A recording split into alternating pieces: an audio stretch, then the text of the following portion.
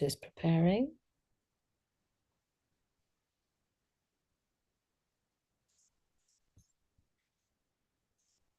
And just check is live on LinkedIn.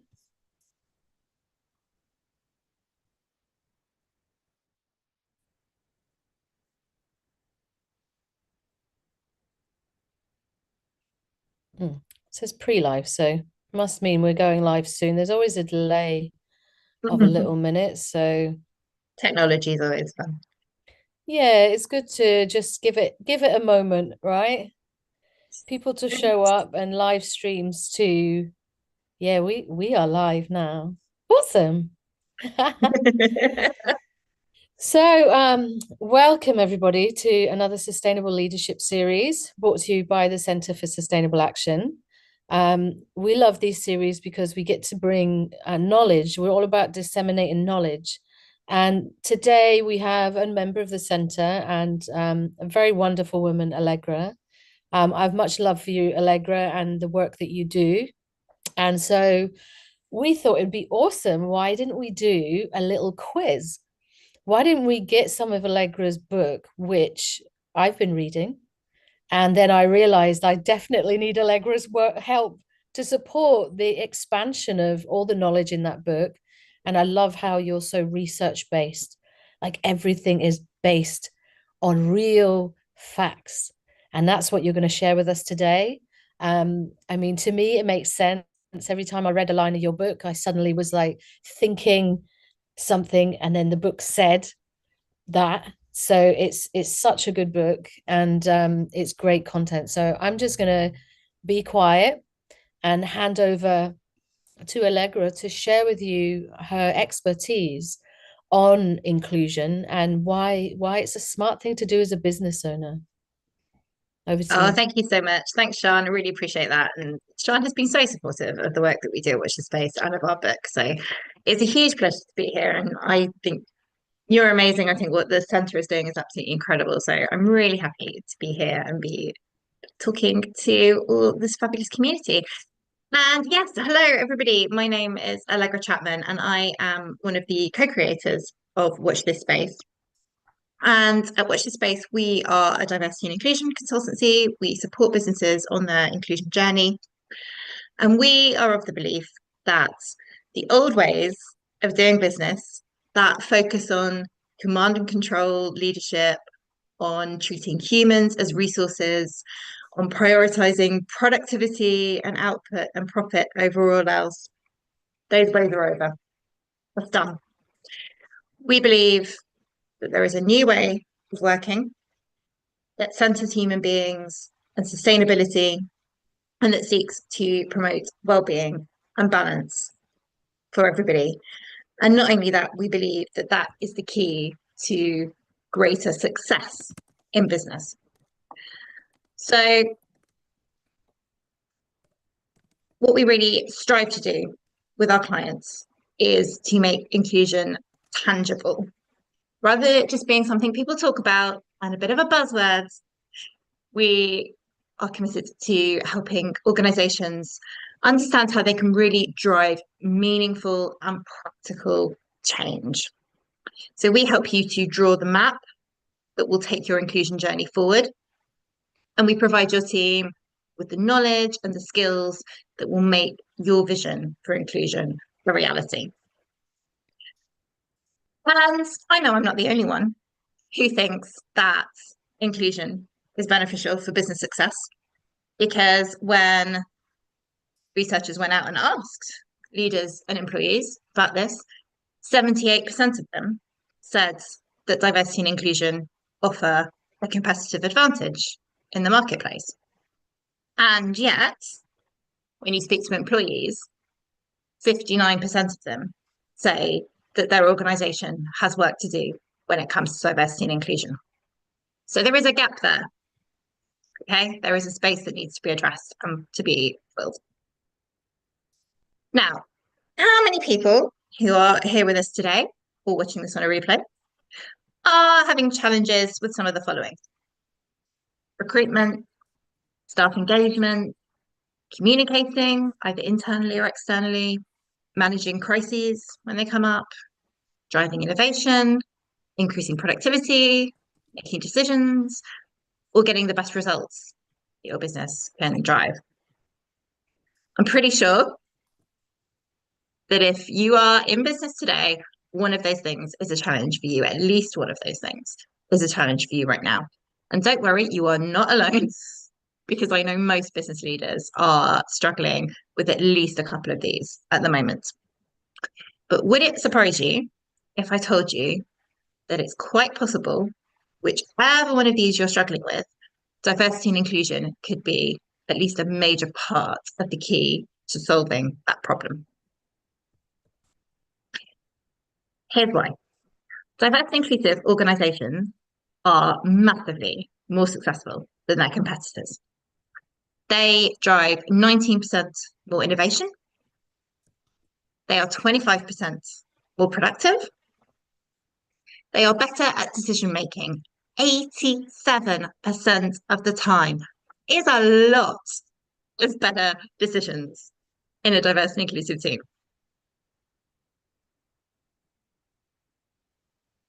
Oh, and my laptop's decided to stop moving forward. Do you know what? We're going to start again. If in doubt, turn it off and on again. There we go. Sorry, apologies. You're not getting away without the stats, because the stats are such a big deal. As Sian said, I love a stat. I love research. I'm very big on my stats. Diverse and inclusive teams make decisions twice as fast as a homogenous group. Not only that, they make them with half the number of meetings. Can I get hell yes if you would like to make decisions quicker with fewer meetings? I think we're all on board with that. Staff in an inclusive team are 50% less likely to quit. Now, retention is a massive issue. We'll come on to that in a second. But hanging on to your staff is critical. So you're 50% more likely to keep people in your team if it's inclusive. Inclusive teams are better at identifying crises before they come up and better at surviving them when they do hit. And here's the key. They produce 37% better results, and they generate 36% higher profits. So who doesn't want that? So diversity and inclusion really does make a huge difference to the success of your organization. And it makes perfect sense that it would. A diverse team is bringing different perspectives, different takes on an idea, different ways of seeing potential challenges or opportunities. They're bringing a whole wealth of varied experience and insights. They're able to give you a wider range of ideas than a homogenous group. They can relate and connect to wider audiences. They can reach into new markets. They broaden your reach and your impact. And ultimately, when a team feel that they belong in an organization, they want to give their best and they want to do their best work. They bring all of themselves, they bring their very best ideas, they bring their commitment and their dedication and their drive to solve the problems, to find the opportunities to take the business forward. But let's rewind a little bit and let's go back to the beginning. What is inclusion? Because it's one of those terms that gets talked about a lot. What does it actually mean? So diversity is quite simply population that is made up of diverse, so different individuals, people with different backgrounds, different identities, different experiences in the world. One person cannot be diverse by themselves. I think we tend to think of diverse people and non-diverse people. One person is not diverse. A population, a group is diverse when it is made up of a mixture of different people. There has to be variety within a group.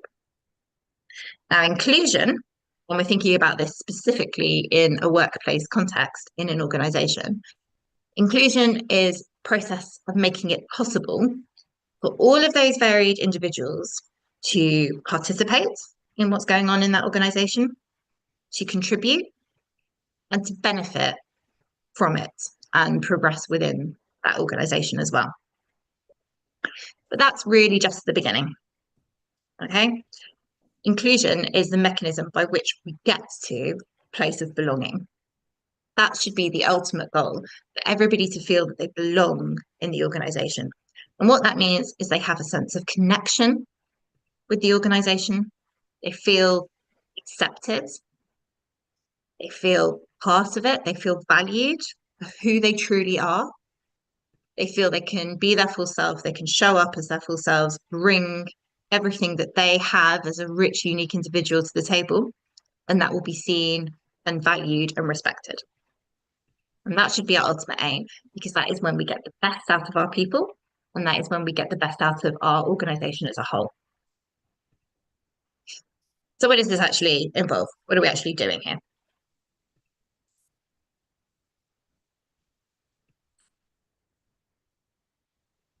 Peter's doing its thing again. Apologies, technology, not my friend today. Turn it off and on again. That's what we're doing. Let's give me some sides again. Then back. It's also got some squares on top of it. Is that Oh, is it it's had? still? Yeah, it's got squares on it. Right, let's turn it off and on again. Start again. Oh, geez, I don't know what's going on with this. I don't know. Let's just switch it up again.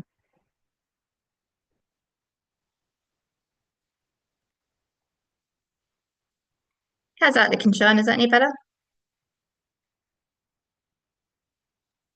Let me see. It's just yeah, it's got squares on it for some reason, but they're not covering up your words. So I didn't say anything because I was Yeah. just Okay. listening. Well, I can share the slide deck so that you can see the unsquared versions. Let Yeah, me you forward those share it up. with me later. I will do. Okay, so apologies about that, but let's crack on, because the point is the actual content. So when we talk about diversity and inclusion, there are lots and lots and lots of different aspects that make up who a person is. Different areas of their identity, different characteristics, different parts of their background, how they see themselves in the world. And in the UK, where I am, the key legislation that governs this is the Equality Act 2010, and that identifies 9 specific characteristics that are protected by law. And most countries have similar legislation that identifies specific areas that are legally protected from discrimination.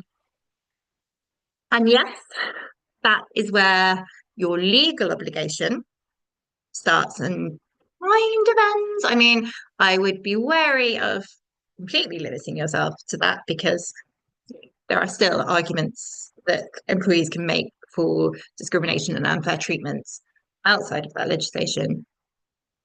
But that is the legal framework that we operate within. But if you're trying to create a genuinely inclusive organization, if you're really striving for a sense of belonging, then we need to be thinking beyond just that legal obligation into the wider view of who somebody is. And the elements listed on screen here are not an exhaustive list by any stretch of the imagination. But this starts to give you a little bit of a picture of the different elements that make up somebody's identity. And of course, these overlap, they intersect, they connect with one another. So it is very different, for example, being a white woman in the world to being a black woman in the world, or being a disabled woman, or being a woman who is black and disabled. One person is never one thing, and we should be really wary of ever thinking of somebody as one single characteristic or identity. We are complex humans who are made up of layers of being, and we need some awareness of how those different layers interact with one another and intersect. And if all of that is starting to feel really scary and overwhelming, then don't panic. Because actually, if we take a universal design approach, we're not having to think about every single combination that might exist. Universal design is creating environments and products that work for everybody. So we're considering all needs, all experiences. And we're working to provide opportunities for everyone to find ways within the framework of our organizations that work for them. So we don't need to be tailoring things to loads of different individuals. We create an environment where people can find a way of working, a way of being that suits them and their particular individual situation. So we're thinking more broadly about how we can create a world that works for everybody and where everyone can be their full selves and thrive as such. So let's circle back to some of those specific business needs that I talked about at the beginning. So recruitment's a big one. 81% of organizations having issues with recruitment right now. So if that was something that you thought, yeah, that's a challenge for me, you are certainly not on your own. A lot of businesses are struggling to find the right talent to fill roles. We are in the midst of a global talent shortage. And yet 58% of job seekers are looking for inclusion when they're looking for potential roles. So bearing in mind how picky people can be now about the jobs they choose, you really do have to be demonstrating genuine inclusion to attract candidates. People are very savvy now. So if you're just doing a bit of PR spin on it, it's got to be real. 39% of job seekers won't even bother applying for your role if they don't think that you're an inclusive organization. They're not even going to give you a look in. 62% of them really care about whether you share their values. And once you've got people in the door, inclusion reduces turnover risk by 50%. We talked about that earlier. Now, when you consider that the real cost of recruiting somebody, not including paying their salary, just the recruitment process, onboarding them, training them, the cost is £30,000 per person. That is a lot of money to spend on constantly recruiting new people if you have a high turnover rate. So if you can keep the staff you recruit once they're in the door, you will save yourself potentially a fortune. Let's talk about communication. Now, 75% of all communications that are put out there are misinterpreted. Now, as somebody with a comms background who spent a long time in communications, that absolutely horrifies me. But it's the truth. We think we're putting out one message, and somewhere along the line, it's getting lost in translation. People aren't taking away from it what we wanted them to. So that is something that we need to think about, and how we understand different people, different neurotypes, different experiences in the world. The ways that people absorb information is really critical. 90% of websites, 90% of websites are inaccessible. Now, 25% of the population have some sort of access requirement. 20% of the population are neurodivergent. That is a huge chunk of people that are not able to use 9 out of 10 of the world's websites. If you do business online, I mean, come on, that's kind of everybody now. If you are doing business online, you are most likely, unless you are magically one of the 10%, you are most likely excluding a huge chunk of your potential market. And it's not really surprising because 66% of people who work in marketing and communications don't really understand accessibility. They don't really understand digital inclusion, inclusion within communications. This is stuff that they just haven't been trained on and haven't had the opportunity to really get to grips with. So of course they can't make their content accessible. Of course they can't communicate effectively with different audiences. And only 10% of workplaces are considering cognitive difference and neurodiversity in their processes, in their management practices, in the cultures of their organization. So it's being made really difficult to reach external audiences, but also to communicate effectively and nurture the talent of people within your organization. Now, let's talk about staff engagement, because this stat worries me hugely. Only 23% of employees are engaged in their roles. I just want to let that sink in for a minute. 23%. of employees are engaged in their work. Now, I really hope that that worries you as much as it worries me, because that is horrifying. And engagement rates vary around the world, but there is nowhere that they're particularly high. In the UK, there's something like 10%. So we really have an issue. But globally, we're talking 23%. And that's horrific. But inclusion triples an employee's commitment to their workplace, to their organization. So wherever you are right now, you can times your staff's dedication to you by 3 by creating a more inclusive workplace. Inclusive teams are up to 83% more engaged than non-inclusive ones. So this is a huge opportunity for you to really increase how much your staff care about their job, want to give to their job, how much they want to do their best work. And diversity and inclusion increases motivation by around 30%. So if you want people who really want to give their best to you, who really want to do their best work for you, this is the way to go. And let's think about future proofing for a minute, because crises are a fact of life, unfortunately, and a fact of business. But I don't know if anybody's experienced a crisis recently, like, I don't know, maybe a global pandemic or a war breaking out or a cost of living crisis. We're all dealing with crises. We have been, particularly over the last few years. It has been a tough time. We are living in unprecedented times. And I don't know about you, but I really miss precedented times. They were great, but it has been a tough few years. And the fact is, although, okay, hopefully we won't see another COVID anytime soon, we're going to have more issues that crop up. We just have to accept that.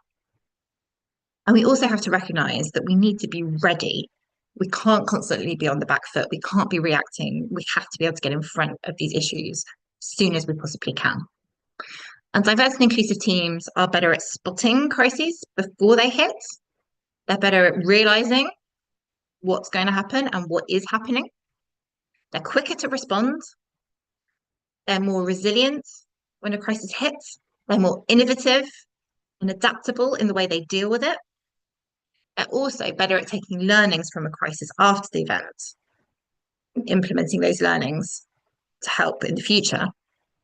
And we saw earlier that they are better and faster decision makers, which is so critical in surviving a crisis. So the bottom line is that diversity and inclusion, yes, it's the right thing to do. Yes, we all should, hopefully, want to be building a fairer and more equitable society where everybody can thrive and everybody can be happy, because that is just intrinsically good. But also, it is good for business. It will make you more money. And I know a lot of you are mission-driven entrepreneurs, and we sometimes shy away from saying we want to make money. But look, we live in a capitalist society. We want to be successful. We need to be successful. We need to pay our bills. We need to have a good lifestyle. We deserve a good lifestyle. But also, the business is making more money, the staff get paid more money. And we can show up and deliver on our mission in the world more effectively if we have that money. So it's good for everybody. Everyone benefits. This isn't just a nice to have. This is business critical. So really quickly, I just want to give you an idea of how you can start to implement this. So the first thing to think about is, where are you now? You cannot move forward unless you know where you're starting from. So you need to take a really good look at your policies, processes. You need to proactively look for the gaps in things like representation within your staff. You need to talk to your team, to your key stakeholders, to your partners, to find out what their experiences are and what their understanding of you is, so you can get a really good picture of your current situation. And then you need to be thinking about what the big vision is. Where do you want to get to? So you know where you are now. What does the end goal look like? And that as well should really be a collaborative process. You want to co-design this vision for the future with your staff, with your stakeholders, getting their input into it, understanding what inclusion means to all of you as an organization. so that you can plan that future. And you need goals to work towards, and they need to be tangible and measurable. It's not enough just to say we want to be inclusive. What does that mean? Is that increasing representation of certain groups by a certain percentage? Is it creating certain policies? What does it actually look like? How are you going to measure and track that progress?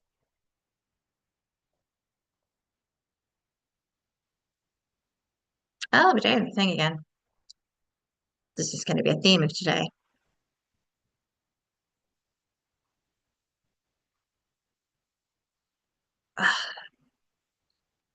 Apologies. Right. You're going to need some resources to work towards these goals. I have seen so many organizations start out doing this with zero budget and nobody to lead on the work. How is that ever going to happen? You're not going to get anywhere without resources behind it. If you're really serious about this, you need a budget. Okay. You're going to need to pay for something, whether it's training, whether it is strategic support, whether it is changes that need to be made in the organization, but you're going to need budget behind it. And you're going to need somebody to lead on this work. If no one's in charge of it, it won't happen. And it can't just be an add on to their existing job.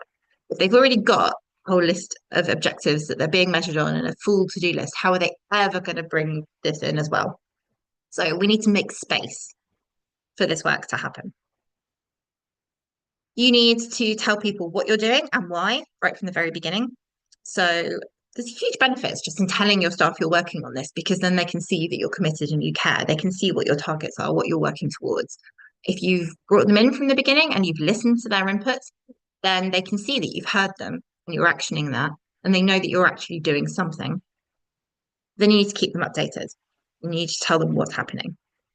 Now, there are going to be some people who aren't so enthusiastic about this journey, but if you explain the why right from the very beginning, helps to get people on board, helps to show them that actually this is going to benefit them as well. And then it can be really tempting if you're not hitting targets to just kind of try and bury it and be like, well, we just might talk about it. But that's only going to hurt morale, because people are going to think, oh, they said they cared about inclusion, but they didn't really, because we haven't heard anything about it since. Much better to be honest and open and say, okay, we haven't hit this target, but this is why we think that is, and this is what we're going to do about it. And celebrate progress you have made, because I guarantee something will have gone right, even if you haven't quite lived up to your expectations. So celebrate what you have achieved and be honest about the fact that there's still work to do, because people know that. They know there's always going to be work to do, and they are much happier if you're honest with them. And ultimately, that's what this is all about. This is a journey. This is an ongoing process of learning and growth and development. It's not going to be done overnight. And nobody is ever an expert. Nobody ever knows everything and has nailed everything. So you have to be open to hearing where you can do better, taking feedback, taking inputs, and recognize that you're going to be constantly evolving and learning as you go along this journey. And if you would like to know how you're doing and what things are kind of looking like for you as an organization now on this journey, we have a free tool, the Inclusion Journey Location Finder, which will help you to get a bit of an idea of where you're starting from and what your first steps could be. So there is a QR code there that you can scan that will take you straight to the tool. Or alternatively, if you head to our website, watchthispace.uk, then you will find that there on our homepage. Just look for the Inclusion Journey Location Finder, and you can also just put that into Google and it will come straight up. But it's a really quick, simple quiz that you can take, and we'll send you a report that tells you exactly where you are on that journey and what your priorities should be to start moving forward. And by the way, we literally wrote the book on this, as Sean mentions. The Inclusion Journey is the book that myself and my co-creator at Watch the Space, Mike Angelo, have put together, which distills all of the knowledge that we have gained over the last 5 years of working with organizations, putting audits, journey mapping, processes together to guide businesses through that journey. This is your guidebook to making that journey a reality, to starting from the very beginning, drawing your map, designing what needs to happen, right the way through to implementation, and then measuring your success and learning as you go. And if you were listening closely to what I've just been saying, you might be able to win yourself a copy. So I have a few questions for you, and then I will give you the link of where you need to go to put those answers in to enter the draw to win the book. So, first up, oh, obviously it's first up again. It's coming. Chance to It's win the coming. book. I'm just trying to build the tension. Yeah, it's the tensions building. Okay, question one. How much more profitable are inclusive organizations than their competitors? So, how much does inclusion increase your profits by? Do you remember what I said? Is it A, 25%, B, 32%, or C, 36%? What percentage of websites are not accessible?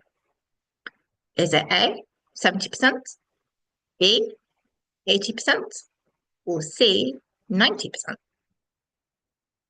And finally, what percentage of employees are actually engaged in their work globally? Is it A, 13%, B, 23%, or C, 33%? If you think you know the answers to those questions, head over to the website, the QR code there, or the link below. Head over, fill in the questions. You might be able to win yourself a copy of the Inclusion Journey. And if And you're I've not, also put the link in the chat just to thank, make it easy. thank you, Sean.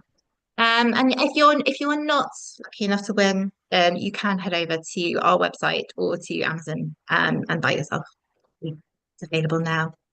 And thank you so much for spending time with me today. And if you want to learn any more about Watch Your Space and the work that we do, our website is watchthespace.uk, and we are Watch This SP-CE on LinkedIn. And I am always happy to chat to anybody that wants to talk inclusion. Thank you so much. Awesome. Thank you. Thank you for sharing that. And as I mentioned at the beginning of this presentation, the book is an invaluable resource. And us at the Centre for Sustainable Action are lucky enough to have Allegra as a member as well. And we are looking at this question at our AGM, our annual general meeting, this Friday, and we are going to keep workshopping on it because some of the statistics you share are staggering, like 83% of staff not being engaged. Like, even if, like, I'm sorry, I'm going to be cold here, but I'm kind of straight up girl. Even if you don't care about inclusion, right? Even if you're like cold and you only care about your business, like, even that statistic alone is enough, right? But then you're looking at that figure of I'm not going to say it because it's in the quiz. The figure of engaged staff members, like for me as a visual person, I look at a workplace and I see like these people are giving you their lifeblood every day, and if they're just not engaged, that's actually hard for a human being to be not engaged in life. Like, and it's hard to be 8 hours a day not engaged in your life. That's not good for mental health. That's not good for any sort of well-being.